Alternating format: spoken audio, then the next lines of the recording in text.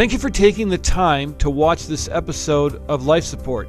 If you enjoy the content, we would ask that you like it, hit subscribe, and share it with your friends. I'm so glad you've joined us on Life Support. What we do in this program is we talk about Jesus and how he enters into suffering and trauma and how we can find a deeper relationship with him. And we talk about some fascinating topics and with some fascinating people. And today is no exception. We have with us Krissie Lain Garland, who's a licensed professional counselor, a certified trauma specialist. She's also an author and speaker. And Krissie, thanks so much for joining us. Oh, thank y'all for having me. It's great to have you. And you've got a story like many of our guests. That's not an easy story, but it's led you to a place where you're able to help others. Tell me how you began doing what you're doing now and what led up to that.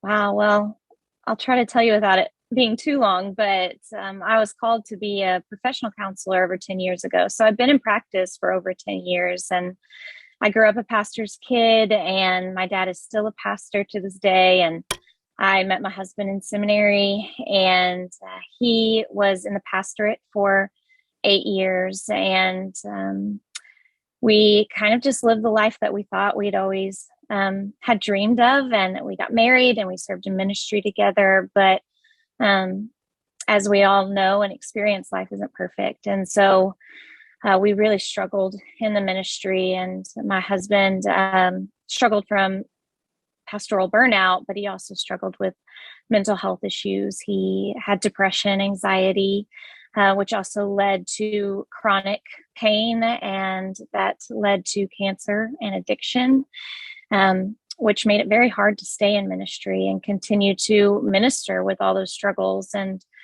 even as a professional counselor, I didn't know how to fix it. I didn't know how to help him to the fullest amount that he needed.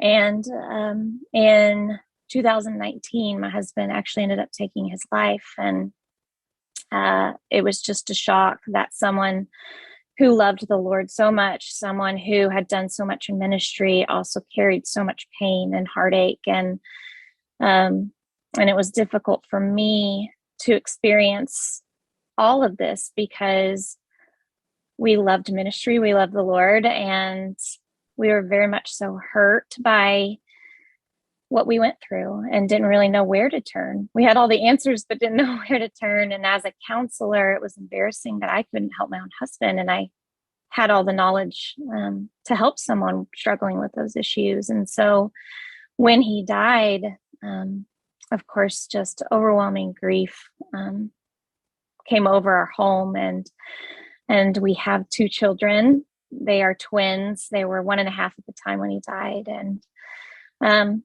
I just felt like the Lord leading me to continue on with church ministry, to continue on with ministry through counseling, but to really help in these areas where we needed help, and to grow in my education and knowledge to help other families who are struggling in silence like we did.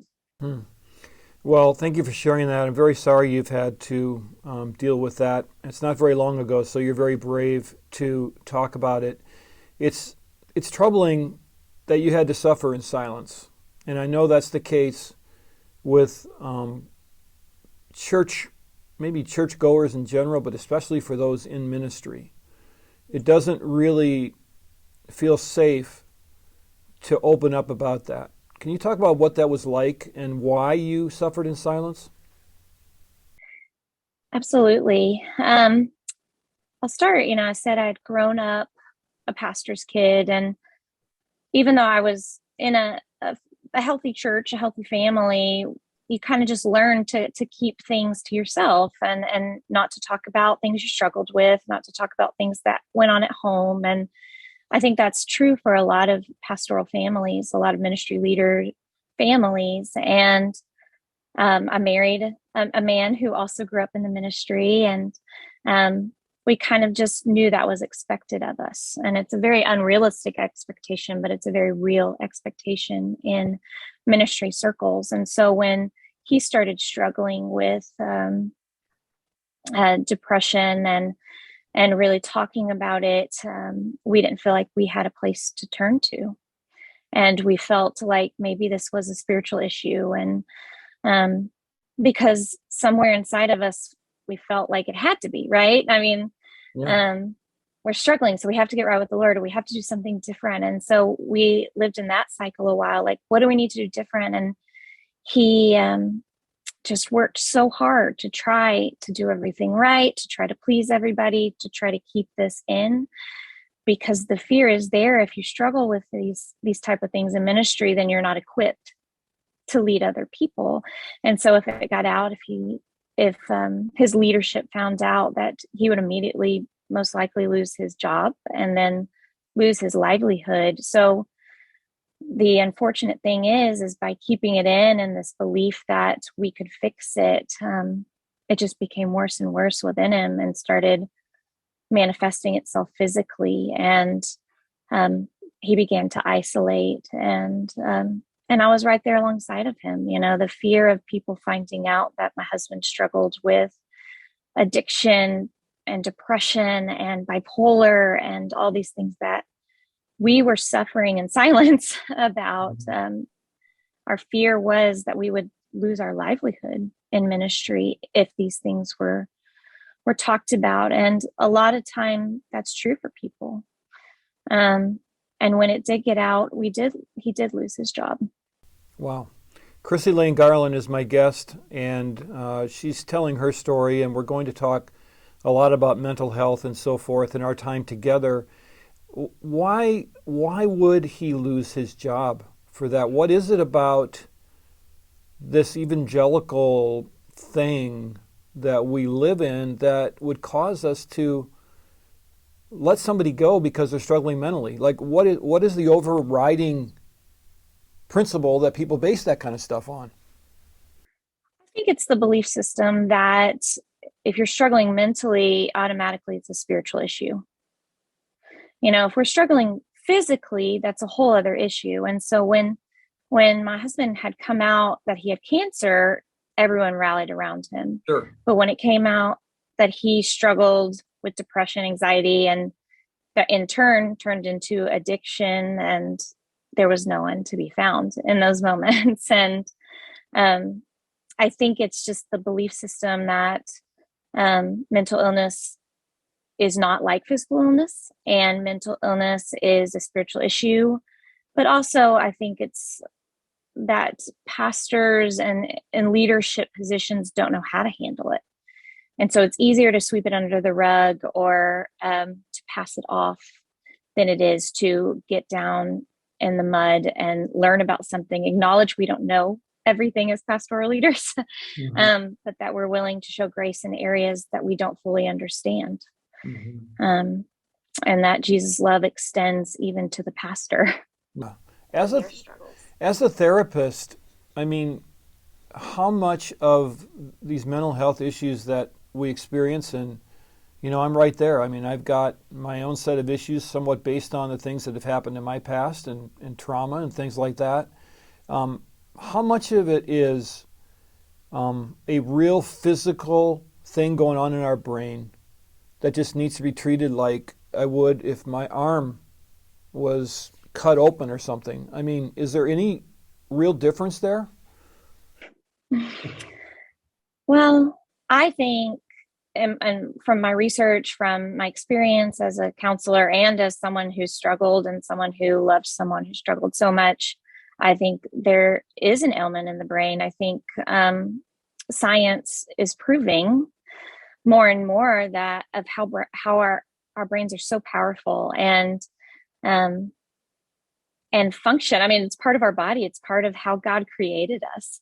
And it's also a part of this broken world that we live in. And our brains are affected, our bodies are affected, and we need to understand that our brains can be affected just like our muscles, and just like diseases affect our bodies, our brain can also have diseases that affect our bodies and our behaviors and our actions. And I want to be clear, that's not an excuse to go do anything, but I think it needs to be acknowledged that in most cases of people who have been diagnosed with these things, it is a brain issue, and therefore it's a body issue. Yeah. So we don't, we don't know where your husband worked. You're safe as far as we don't know names. We don't know anything about the situation. So what do you wish those leaders would have done? Well, and I'm going to be very honest. There are consequences to behaviors acted out from mental health, mental illness, and addictions. And because my husband had hid it for so long, it had gotten to a point where he needed help. He needed to step away from ministry for one of those positions. And in doing so, I wish that that specific church body would have loved us through it. They applauded him and loved him through cancer, but the same week turned their backs and took away our home and our insurance and didn't want to help. And I don't think they're awful people. I think that they just didn't know how to handle one of their pastors struggling with something as severe as addiction. Mm-hmm. And we were kind of this place we loved, and we gave our life to serve because of the God we loved and the God we serve, turned our backs on us, and we didn't know how to handle that. It was very painful. And yes, my husband needed consequences, and he needed healing from addiction and understanding his mental state and getting help for the different things he was experiencing. But I believe, not just in our case, but in all cases, the church should be the ones that, even if they don't know what to do, to stand by that person, especially when it's one of their leaders. Yeah, so it wasn't for you, it wasn't so much for you that the consequences were real and the church needed to take action. For you, it was baffling that all of a sudden these people that you thought were in your corner were no longer in your corner, right? Would that be a fair way to say it? Yes. When, I often tell the story, one week I was leading worship from the stage, and the next week I was told to turn around and leave. And that's just not what the church is. It's not what the church should be. And I don't, even though we're all human and we make mistakes and we make human choices, the church should always be loving and accepting, even of our pastors who have struggled. Yeah. We're talking with Krissie Lain Garland. She's sharing our story and her story. She's a licensed professional counselor, a trauma specialist. She's also an author and speaker. And you can also get a hold of her at KrissieJoy.com. So this opens up a whole kind of an area of, I'm going to talk to pastors who are listening now, because we have this weird club, our pastors club, and when we go to coffee together, we kind of talk the same language, and there's a few that you can develop relationships with. They're almost safer because they're usually in different churches and outside of the sphere that run around in. But I know for me, I'll get up in the morning at times, and I will experience just a heaviness, a darkness, a hopelessness. I don't know where it comes from. I don't know why it's that particular day or that particular week. Same prayer, same devotional thing. But then when I go to work, it's like, "How you doing, Paul?" I'm good. I'm great. How are you? Because I don't feel like I can say, "You know what? I'm really struggling." So how can we make? I guess this is a strange question, but how can we make churches safe for their pastors? How can we make pastors safe in their churches to be themselves, to share, "I am struggling, I need help"? Is it the board? Is it colleagues, do you think? Or is it kind of all of the above that need to learn more about this? Mm-hmm. And that's the big question, I think. So many of us are trying to figure out is, okay, this is becoming more of an issue now that a lot of pastors are taking their lives, and you see the pastoral dropout rate just rising. And so this question is being asked, and I think it's a great question to keep asking, because as long as we're having these type of conversations, then we are talking about it. We're trying to find a solution to it. We're acknowledging that this is an issue that needs to be addressed and an issue that requires change. And so if I could give you a 1, 2, 3 on this is how we need to change it, I would love to. I think the first thing is to have these conversations of, okay, this is an issue. And really it takes one church at a time, acknowledging that the shepherd needs shepherding as well. And that we are not too good to need help, and that we are not too far above what we teach, because we have no problem teaching this and practicing it with others, but we don't apply it with ourselves as pastoral leaders and ministry leaders. We don't apply it as to our church staff. And I think just having these open conversations and saying we want to change the culture amongst church leadership to say, this is a safe place. If you are struggling, we will not abandon you. We will not get rid of you. But we will walk alongside of you and help you. And I meet with pastors all the time. I meet with pastors all the time, and pastors' families who just live in fear that if anything they struggle with or are going through at home gets to the deacons or to the committees or to the elders, that they will lose their job. And it's not just a job to us, it is a livelihood, and it is an identity, it's a calling. And that is so devastating to think of, that people would rather sit in silence than talk about it. And we need to change that culture within our church.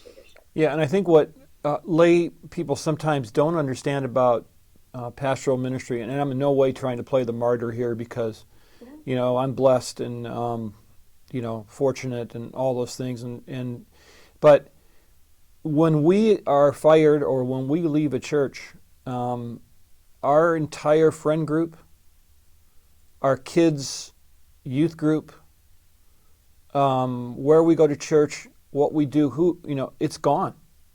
It changes. It's not like we can go from, I work at a bank, so I'm going to go to a different bank. That's hard. It's hard to change. It's hard to change jobs. But my church community is all there. It's all still there. I can still go to the same Bible studies, and my kids are fine.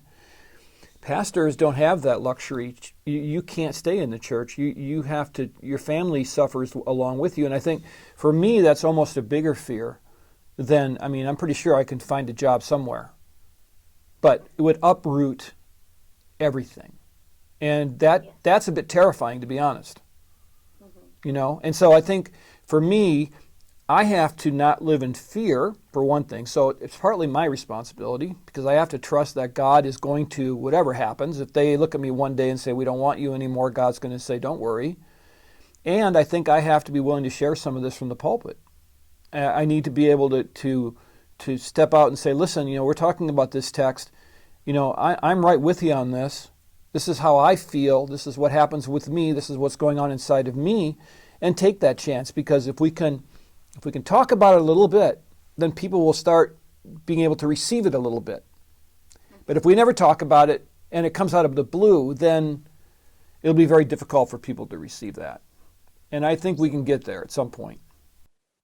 I hope. Yes, and I love those two things that you had given. Like, number one, don't live in fear, and that's easy to say and hard to live out.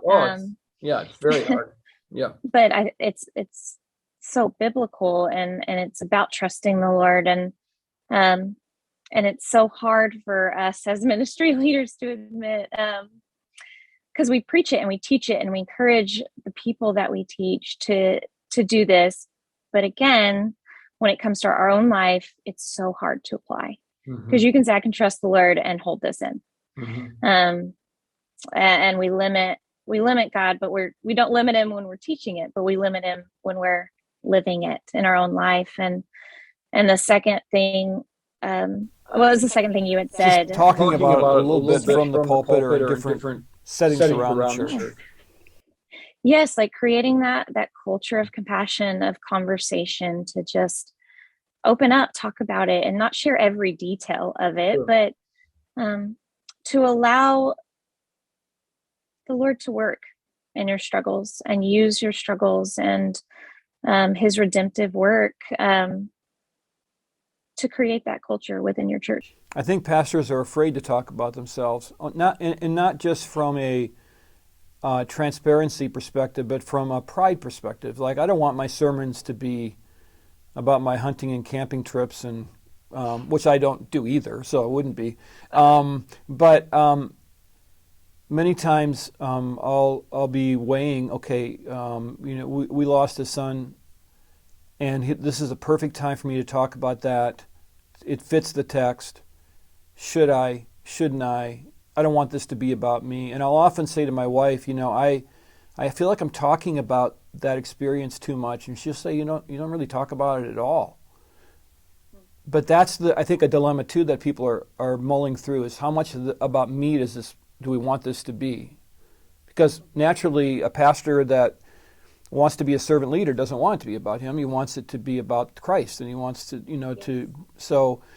but I think we have to be free to. I think we have to put that aside and say, if the Holy Spirit's leading us, we just got to go for it. And if the Holy Spirit pulls us back, fine. But if the congregation never hears this stuff, how are they going to allow themselves to heal? Because I'll guarantee you, they're out there.